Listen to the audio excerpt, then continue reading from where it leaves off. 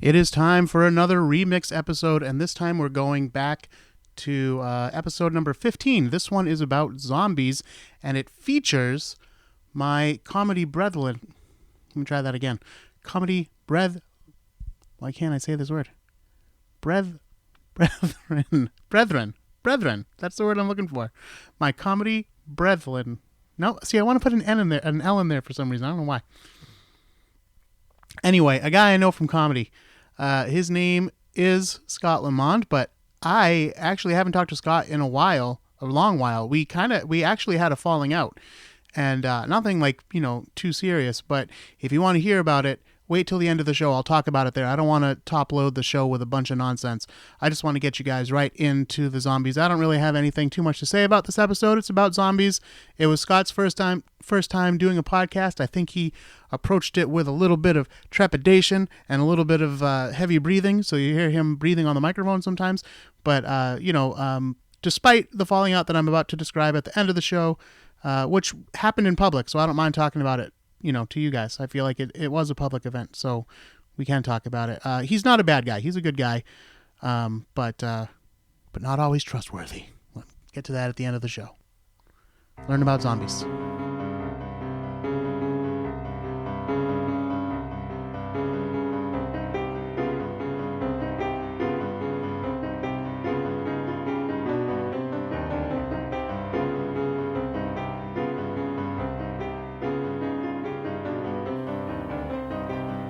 Welcome to Spooky Ass Shit. I am your host, Eric Dwinells, and tonight, my special guest is comedian Scott Lemonde. Hi, Scott. Hi, Eric. Thank you for having me. Oh, of course. Now, Scott and I know each other through comedy, of course, and just like Tom Cole, who's a mutual friend of ours and a friend of the show, of course, we all started together, literally on the same night. No matter how you look at it. Whether you're talking open mic, whether you're talking a booked show, we did it all together. Yeah, we did, didn't we? That's right. Yeah, because when Tom came on first, I was saying how, you hear comedians on podcasts and they always talk about how they started out together. But I was like, no, we literally started out together. This is your first time on the show, but, we First time on any show, by the way. Oh, really? Yes. It's your very first podcast Yes. experience. I'm losing my podcast virginity right now. Oh, nice. Be gentle. Well, welcome to Spooky Ass Studios in my Thank you. my beautiful living room. I like the crystal ball. Yeah. By the way, I think I get a lot of that. Was my mom's. That adds ambience. To Yeah. this. So yeah, we take a lighthearted look at spooky shit. And tonight our subject is going to be zombies. So you won't get offended if I deny the existence of Bigfoot or something. No. We're fine. No, I'm a skeptic about most things. Okay. The only thing I do believe in really is aliens. But not like that they're coming to Earth necessarily. But I do believe in aliens. We'll get to that someday. Okay. But not today. Today's about... That would be an interesting show. Yeah, today's about zombies. Okay. Now, I gave you the choice. You kind of came in here last minute notice. And I said, and you said, well, what are we going to talk about? And I was like, I don't know. What do you want to talk about? And you didn't really have any ideas. So I said, okay, well, I'll think of something.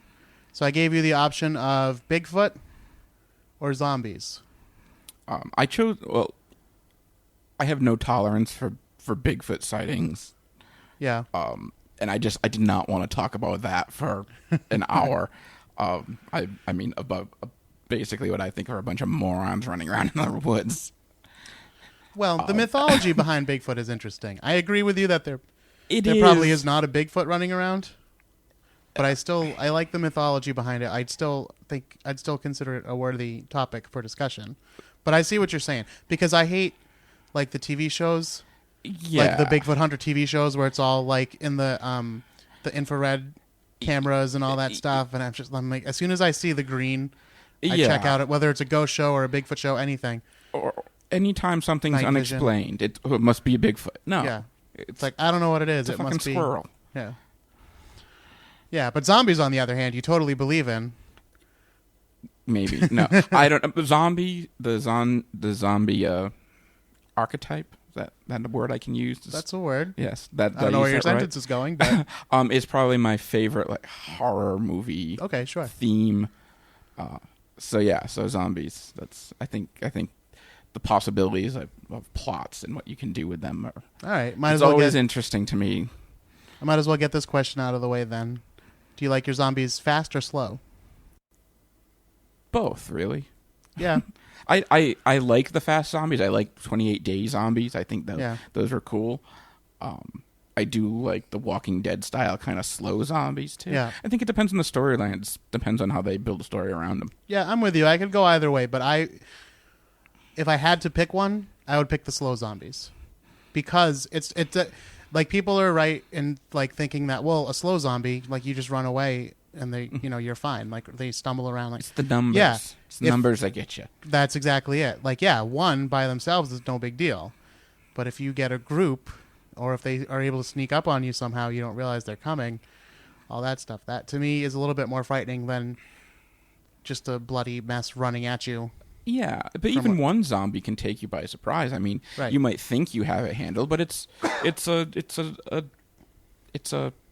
body. It's a dead body that's moving around. I mean, if you have that leaning on you, you never know what goes wrong. Yeah. You trip, you stumble, and you bit, and that's the end of you. We're going to talk about zombies, the history of zombies. This is kind of like like Zombie 101. Because we're not going to get too specific in any one section of zombiness. Like, we could do a whole show just about Dawn of the Dead. Yeah. Or any zombie movie. Just George Romero. Yeah. Matter. We could just do a full episode on that. We could do a full episode on Haitian zombies by themselves. We could do a whole episode on zombie apocalypse, themes. But we're just going to give you kind of a broad overview. And then maybe in the future, we might delve in a little deeper into one of those areas.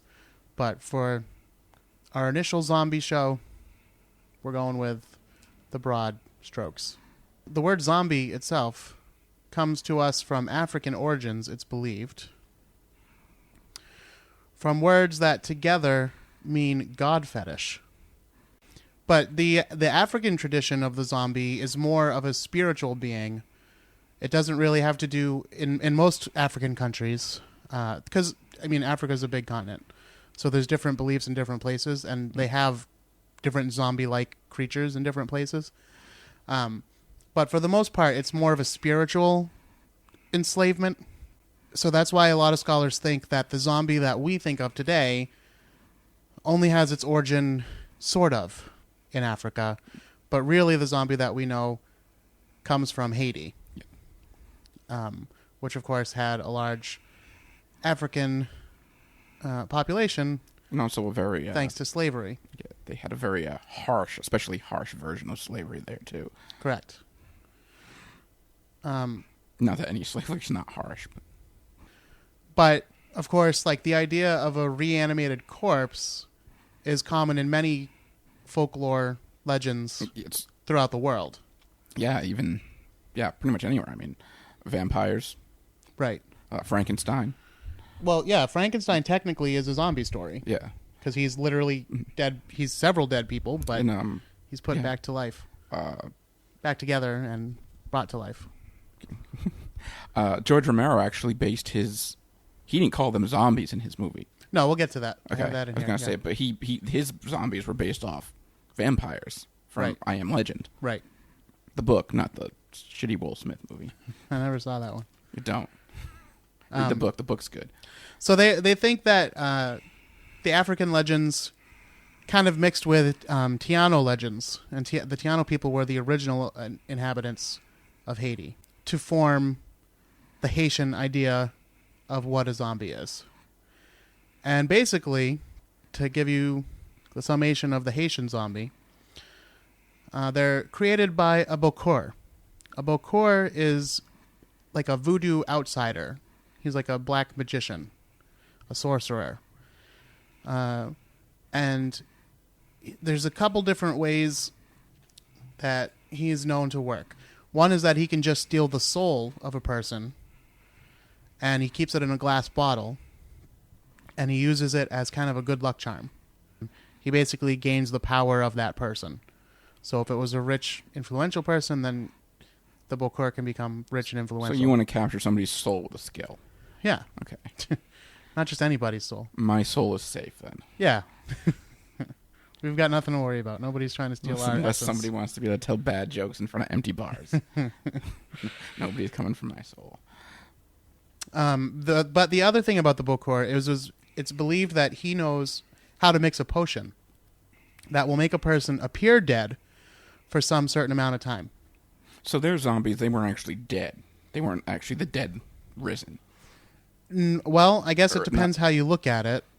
But technically speaking, I think they would not be dead necessarily. The person is buried because their family believes that they're dead. But then the Bokor comes at night and unburies the person and then uses a separate potion to wake them up. But now, and there's a couple different theories on what happens next. One theory is that the person is brain dead, or at least brain damaged, so that they're basically under the control of the Bokor. Or the other theory is that the Bokor gives them hallucinogens, basically, that, again, keeps them under the control of the Bokor. The third kind of Haitian voodoo zombie is that you don't need a Bokor at all. You can become a zombie yourself by offending the voodoo god of death. If you offend him, he won't let you into the graveyard, so you're forced to walk the earth as a zombie. Why would the Bokor want the zombies? Basically, he either uses them as personal servants or slaves, or he sells them into slavery for plantation owners in Haiti and presumably America and other places where they would buy slaves from Haiti. So it's definitely there's a history of slavery behind the zombie. Yeah, they kind of go together, Yeah. and I don't think We've lost some of that, which yeah. seems a little unfortunate. Well, it's the white man taking Yeah. ownership of Once again. black traditions and mythology. Yeah, but so how did Whitey learn about the zombies? The U.S. occupied Haiti from 1915 till 1934, and during that time, Americans discovered the Haitian belief in zombies. In 1929, a book was written called The Magic Island, and it was the first popular book to feature zombie stories. These were supposed to be like true case studies of actual zombies. And the book cites actual Haitian law, which seems to give official recognition to the existence of zombies. So there was a Haitian law addressing zombies. Well, it doesn't say zombies exactly. Here's what it says, and you tell me what it means. Also shall be qualified as attempted murder the employment which may be made by any person of substance which, without causing actual death, produce a lethargic coma more or less prolonged. If, after the administering of such substances, the person has been buried, the act shall be considered murder, no matter what results follow. That sounds a lot like what you just Right. described. So they're clearly making a stipulation that even if someone is buried and they are found alive again, Yes. it's still considered murder Yes. if you're found to be the person responsible for it. Yes, if you're making them work on your plantation, that's But in these Haitian traditions, there's no mention of zombies eating flesh or attacking living people or searching for brains or anything like that. They're just slaves. They're just basically brain dead slaves. they're a horde without the appetite for flesh. Right. So that's when zombies start to make their way into American movies. And the first official full-length movie dealing with zombies is a 1932 movie called White Zombie. Now, it's appropriately named White Zombie because it is set in Haiti, but there are hardly any black people in it. Bela Lugosi stars... I think that says more about Hollywood at the time. Yeah. Well, Bela Lugosi stars in this movie, and he basically plays Bokor, who owns a sugar mill. And his sugar mill is staffed entirely by zombie servants, which we find out later on were all rivals of his at one point. And he's since turned them into zombies that he uses as slave labor.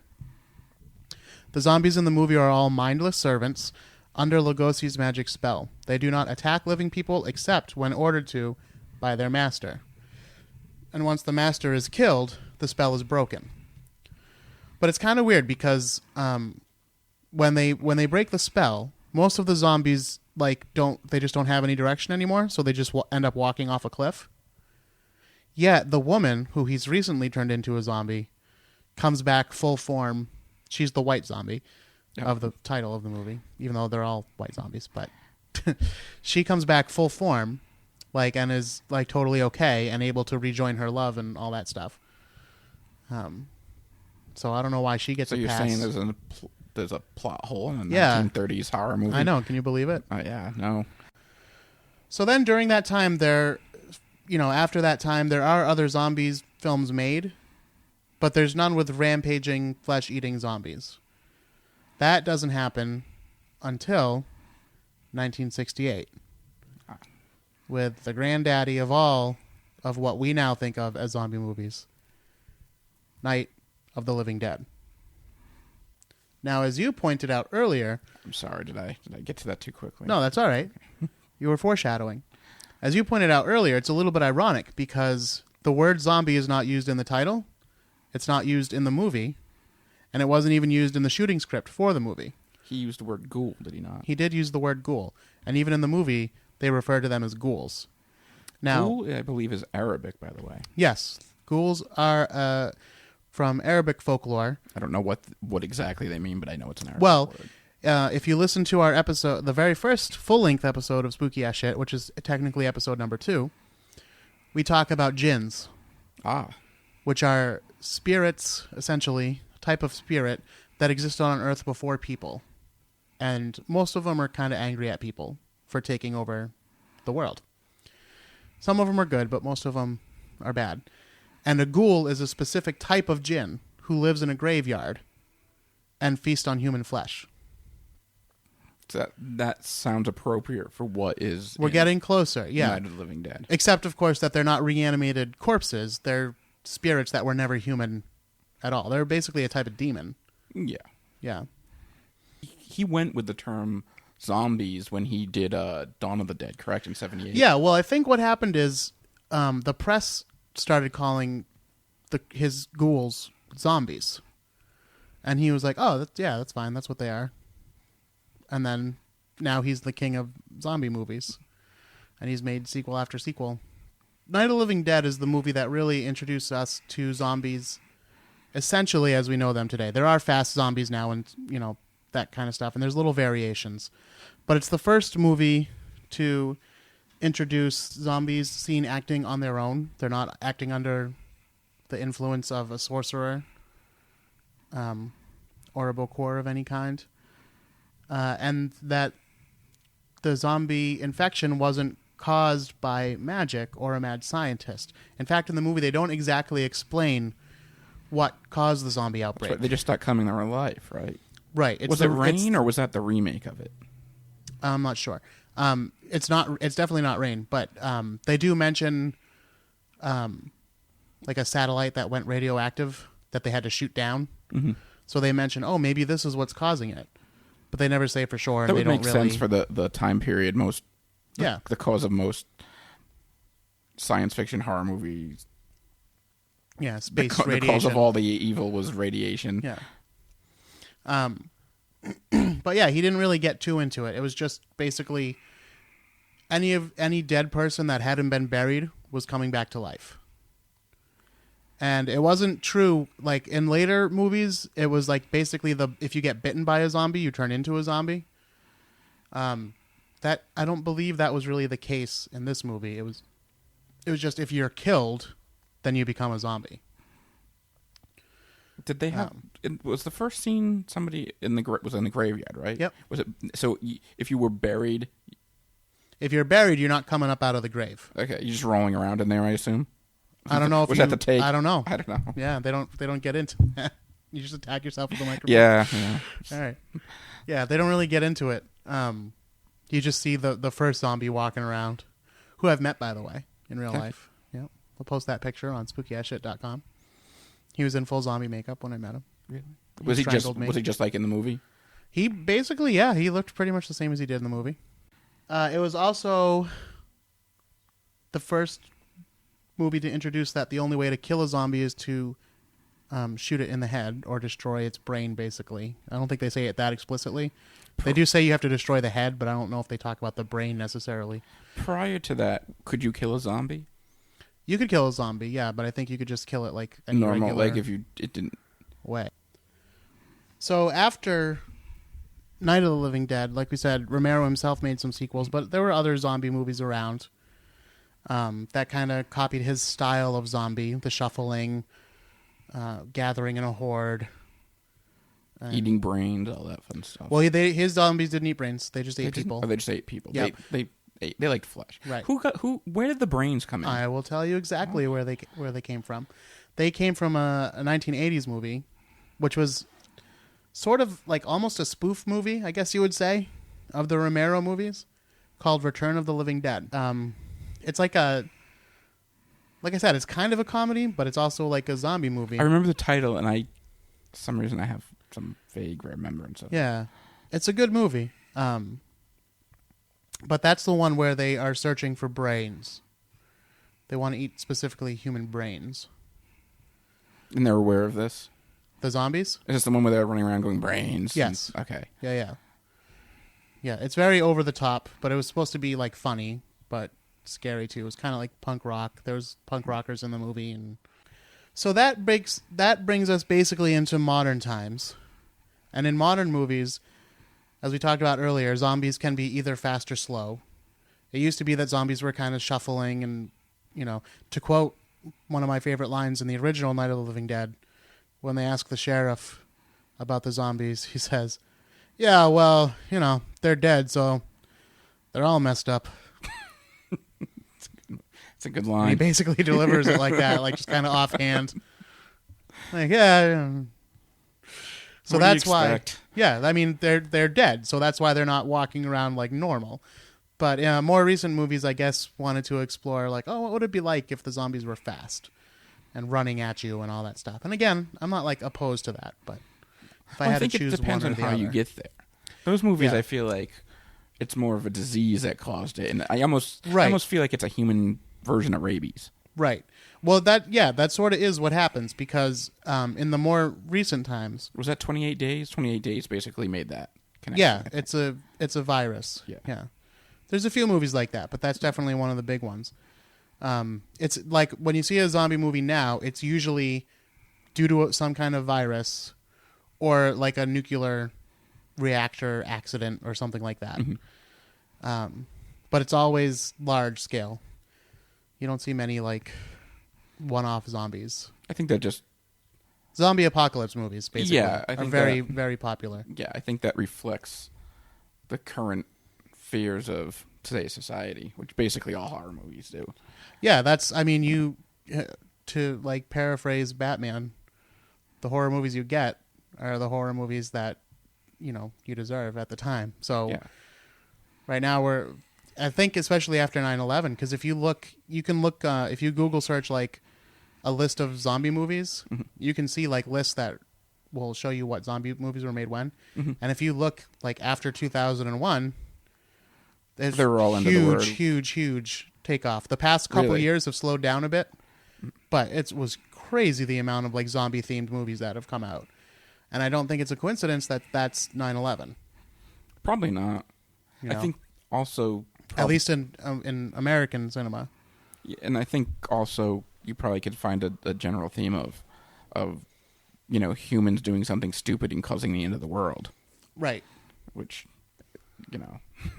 Yeah, well, that's It's one thing I probably always how think it's of. gonna I'm like, the happen. world is probably going to end because 3 people can't get along. Yep. It's going to have nothing to do with me or you. It's going to be like the president and someone he pissed off over in Europe and some other guy that he pissed off over in Asia. And they're all going to fight it out and the world's going to end because those 3 guys couldn't get along. Meanwhile, I ain't got shit to say to any Europeans or Asian. I ain't got no quarrel. Are you familiar with the what's his name? Max Brooks wrote. He wrote How to Survive a Zombie Apocalypse in World War Z. Yeah, Zombie Survival Guide. Or, I'm sorry, yeah, something like that. Yeah. Which is a great book, and I highly recommend it. It's basically like it takes itself very seriously. It's a comedy book. It's supposed to be funny, but it's really like if there was a zombie apocalypse, how would you handle it? Yeah, and I remember reading an article that interviewed him, and I don't think that somebody interviewed him for an article, I should say. And I thought it was very interesting how he made the point that in a real zombie apocalypse, most people wouldn't die from zombies. They would die of dehydration or because they drank dirty water. Yeah. And I thought that was a very interesting take on the whole thing. And I thought that says something about how we imagine zombies and how we use them over the last, 10, 15 years. Yeah. And then I wonder, in that world, if you die of dehydration, do you become a zombie then? I guess it depends how the epidemic started. Just a very skinny, withered zombie. Yeah. If it's a virus, then I guess you don't. But if you're looking for water first. If Before it's like radiation or something fresh. that's bringing them back, I don't know. Okay, so now we're going to talk about what causes zombies, both actual real life theoretical zombies, which there have been claims of. And I don't buy those claims. What could buy them in? What could cause them in movies? Well, let me get to them. Okay. So of the voodoo beliefs we basically already covered. There's Baron Samedi, who's like the lord. He belongs to a family called the Gayde, but and all the Gayde have like different jobs pertaining to the underworld. He's not an evil spirit by any means. He's actually very much beloved in voodoo, but he is like the lord of the underworld and the dead. And if you piss him off, he might not let you into the underworld. And he won't let you take a place in his graveyard. So then you walk the earth as a zombie. And then we talked about the Bokors with their magic or their potions. Now, Wade Davis was a Canadian researcher from Harvard. And in the 70s and 80s, he was studying the zombie phenomena in Haiti. And he claims to uncovered many real cases of actual zombies. And even discovered the ingredients used in the potions to create zombies. I've never heard this. This is very interesting. Yeah. Well, they made him. He wrote books, The Serpent and the Rainbow, which became a movie too.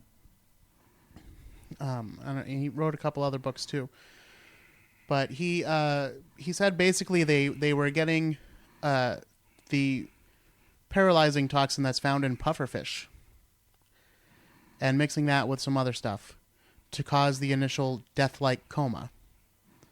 Then they would get the person out of the grave and give them another potion.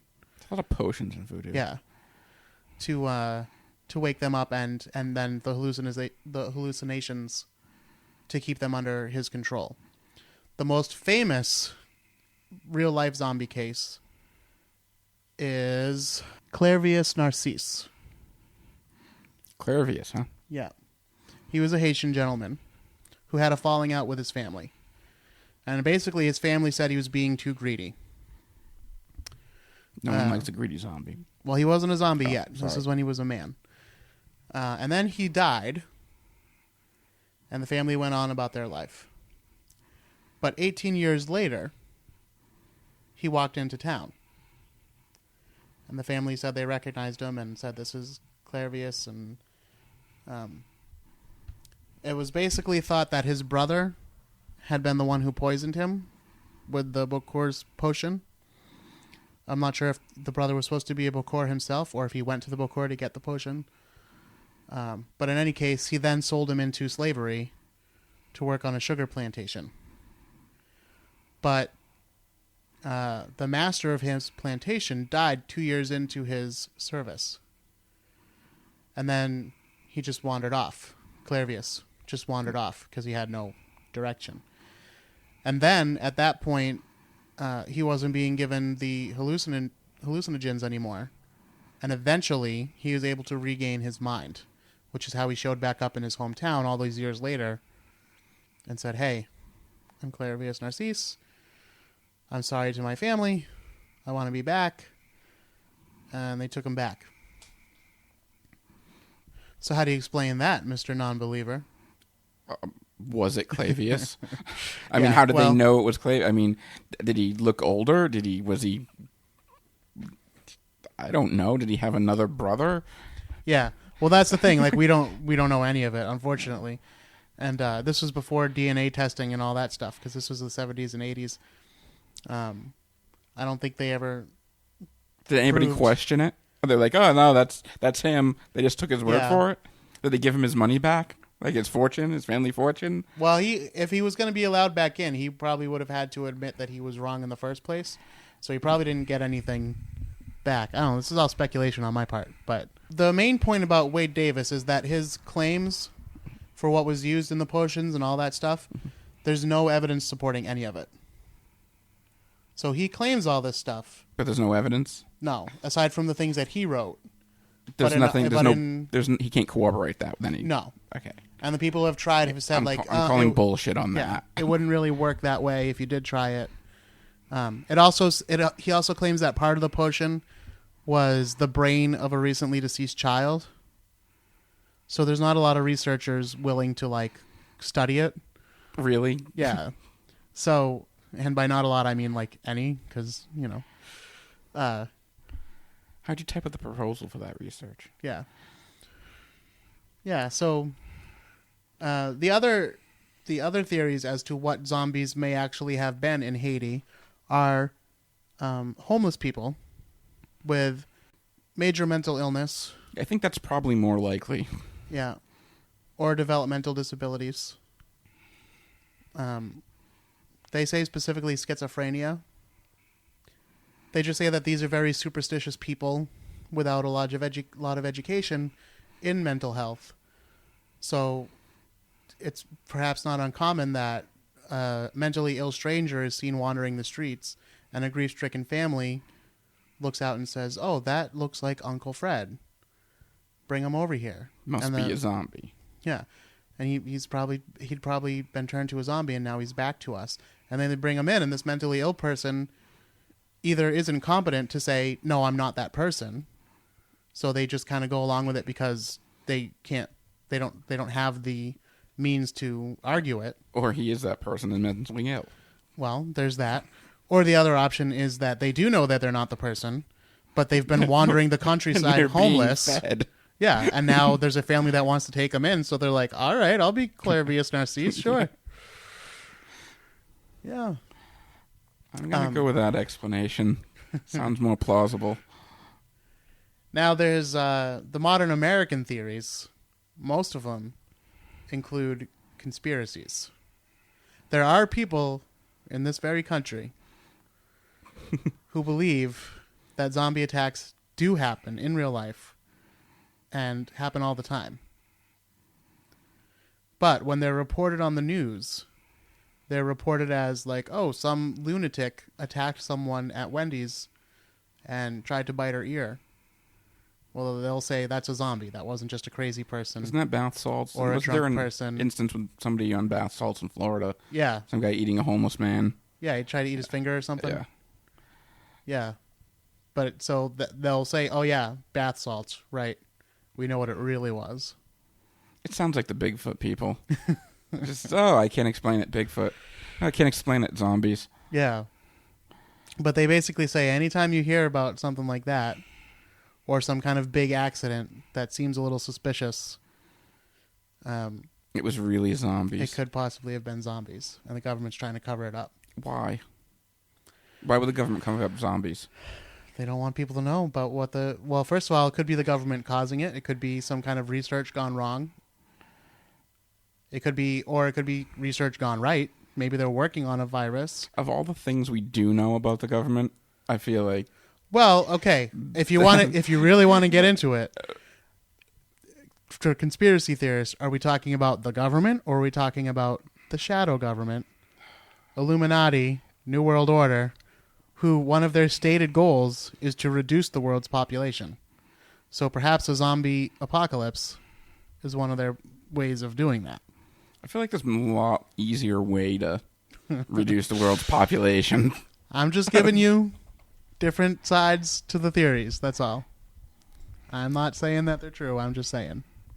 These are what real people out there in the world are considering. There's also a good amount of people who think the world's flat, so I guess if you believe in zombies, if that's your conspiracy theory, you're doing better than the flat world people. So yeah, no, I know people personally that have been like, well, I don't really believe in zombies, but I did read the Zombie Survival Guide, and I, maybe I will buy a machete or something just to keep handy just in case, because a machete don't run out of bullets.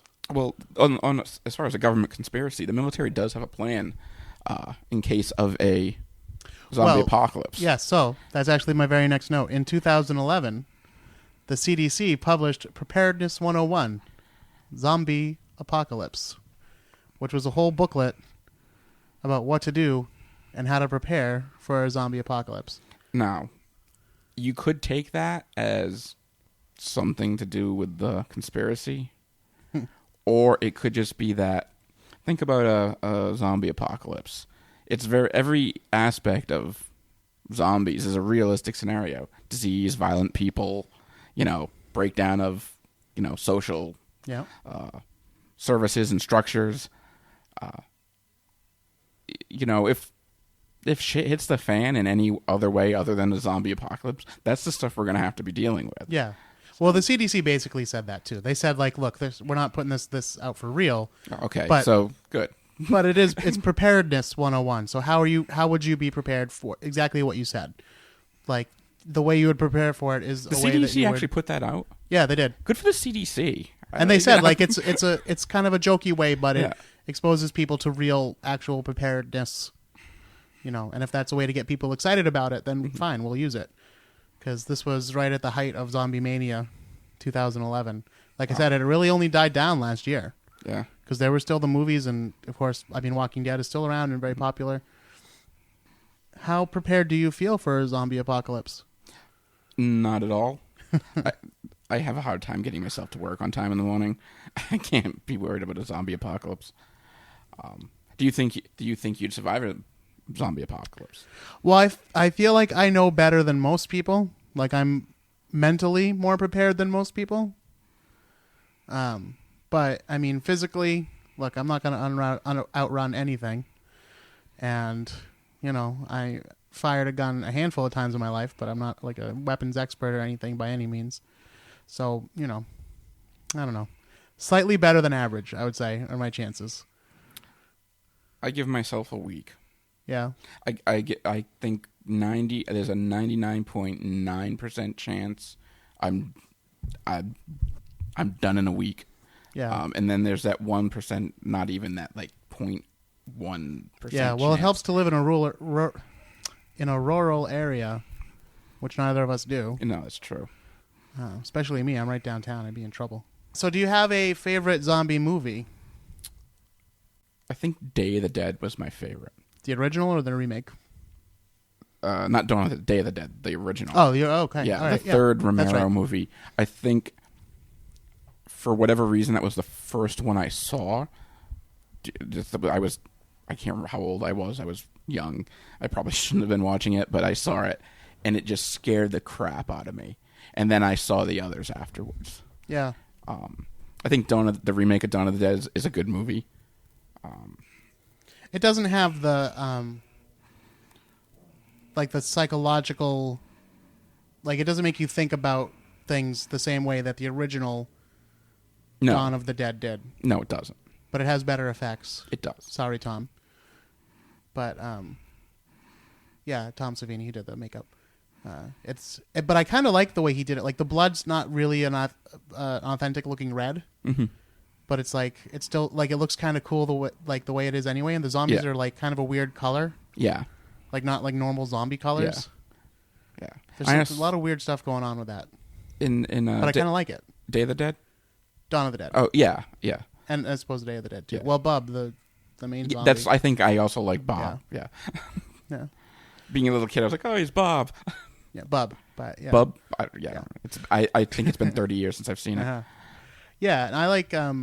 Well, of course, I have a soft spot for the original Night of the Living Dead, but I also enjoy Shaun of the Dead, of course. Shaun of the Dead's a good movie. Yeah, it's really, and that's another one that like it's a funny movie, but it's a zombie. It's still a pretty hardcore zombie movie, and it also kind of makes you think about society and everything because they're very heavy-handed with that, like showing that Sean's kind of a zombie anyway, in his regular life until the zombie apocalypse happens. Then he finally. Well, it's a common theme in zombie apocalypse. Like, you know one before, then you're somebody after. Right. You get this kind of rebirth. Yeah. What was even going back to the original Dawn of the Dead, the whole point is that the zombies are going to the mall. Yeah. And when one character says to the other, why are they going to the mall? He says they're just doing what they did in life. They're just repeating familiar. They don't know they're going to the mall. They're just repeating familiar routines. And so, yeah. I don't know. Zombies are very interesting in that way.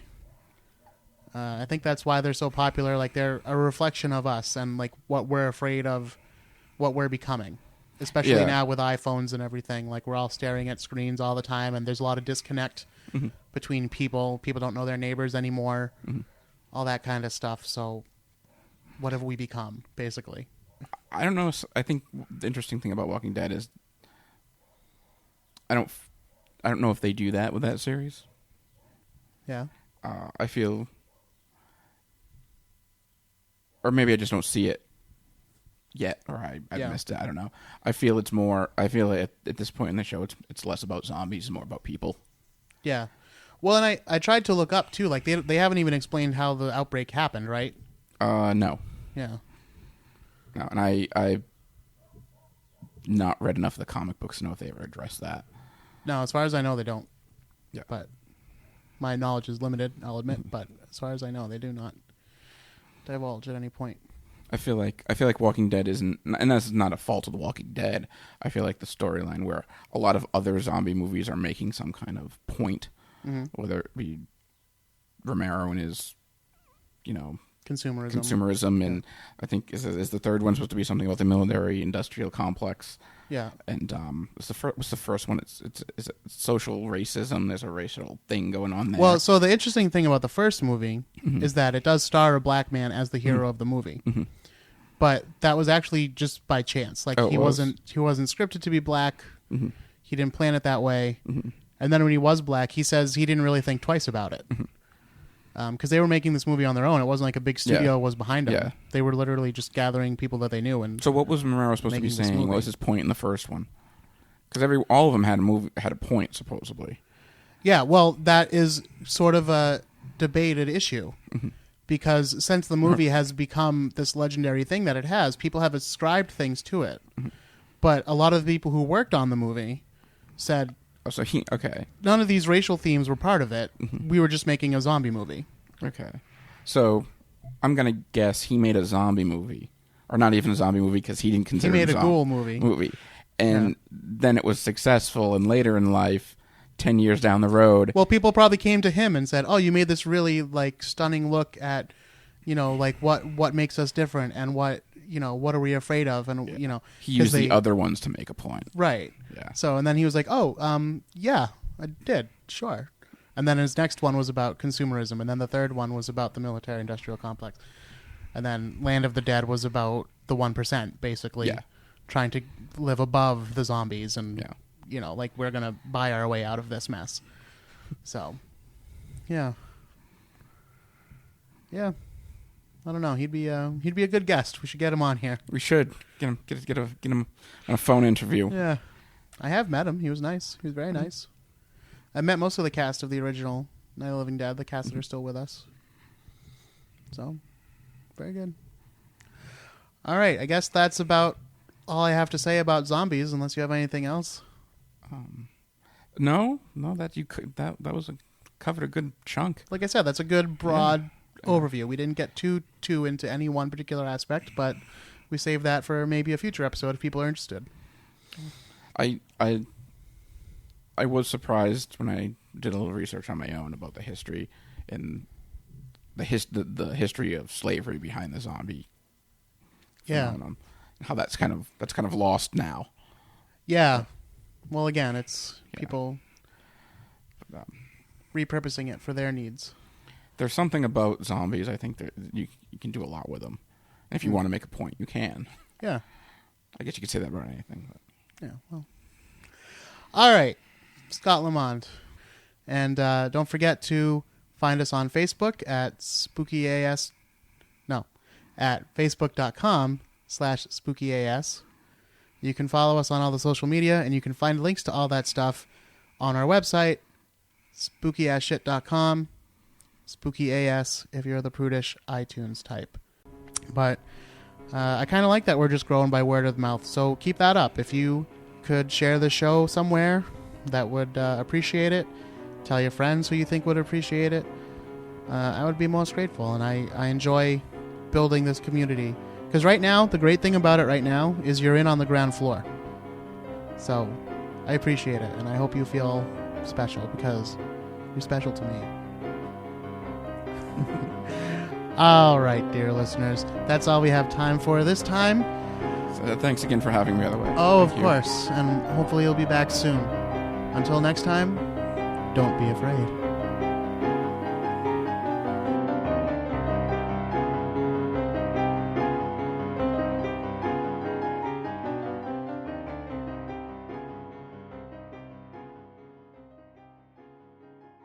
Okay, so what happened between myself and Scott? Why have we not heard him on the show? Why has he not been mentioned? He was a comedy pal. The truth is, when we started out, like we described on the show, we literally started out together, going to open mics together, me, him, and Tom Cole, who, of course, did the show many, many times. And Scott he was kind of like the quieter guy in the group, and he always worked on the same material for as long as we kind of hung around doing comedy together, which was like, I don't know, maybe 2 years or so. We were really like hanging out and, catching each other at clubs and like making sure we were always at each other's shows and all that kind of stuff. But like, Tom and I would try out new material sometimes. Scott was like always working on the same material. And maybe this is where I made my mistake, because his material was maybe a little bit edgy. Talked about some topics that are not appropriate for all audiences. Like he had a bit involving abortions and coat hangers and like, all kinds of things. And I'm not passing judgment on his comedy, aside from the fact that it's not appropriate for all audiences, right? So maybe I should have seen this coming. Maybe I made a mistake here. But I was asked by a charitable organization in my hometown to produce a comedy show for them, featuring myself and some of my comedy buddies. And this would be like a fundraiser show. And it was an April Fool's show was the idea. It was comedy April Fool's. But this was for like the seniors of my hometown, right? And they were like, if this works out well, this could become like a recurring gig. We could hire you every year to make these shows happen. And I was like, oh, okay, great. So, of course, I call my comedy friends. And I tell them all, I say, listen, I know that we're, nightclub comics and open micers that do open mics at bars and stuff like that. But this is for senior citizens, basically. This is for a small hometown crowd. These are, so we gotta tame it down, basically. We can't go out there working blue, as they say. And everybody said they understood. Everybody agreed. I said, just, maybe being familiar with some of the guys' jokes, I would say, like, maybe don't do this joke, maybe don't do this one. And I said the same to Scott. I'm like, let's not do the one about the coat hangers and all that. And he agreed. Then we get to the show, and he goes right into his regular routine.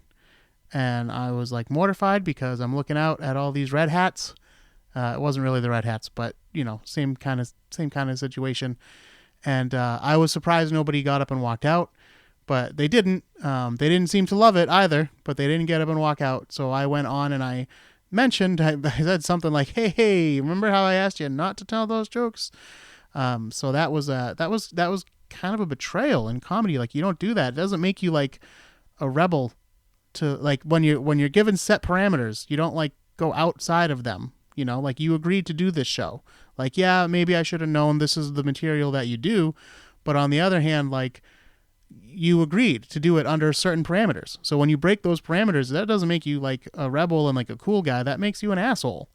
So, like I said, in general, Scott is definitely not an asshole. In fact, he's probably one of like the nicer people I've met, but I don't know why he chose this moment, or maybe he just had a little bit of stage fright and decided like, I can't do new material. I'm going to stick to something that I know, even though it's inappropriate, even though I said I wouldn't do it. I don't know, but that's why we kind of had a falling out, and why you don't really hear about Scott anymore. But if you're, I doubt that he's listening, but if he is, Scott, you're all right. You're all right. I wouldn't hire you for a comedy show, but if you want to get a beer or something sometime after this whole corona's over, then we can talk. But otherwise, if you're booked on a comedy show, stay within the parameters that you agreed to. That's advice not just to Scott, but to everybody. SpookyAS.com. Don't be afraid.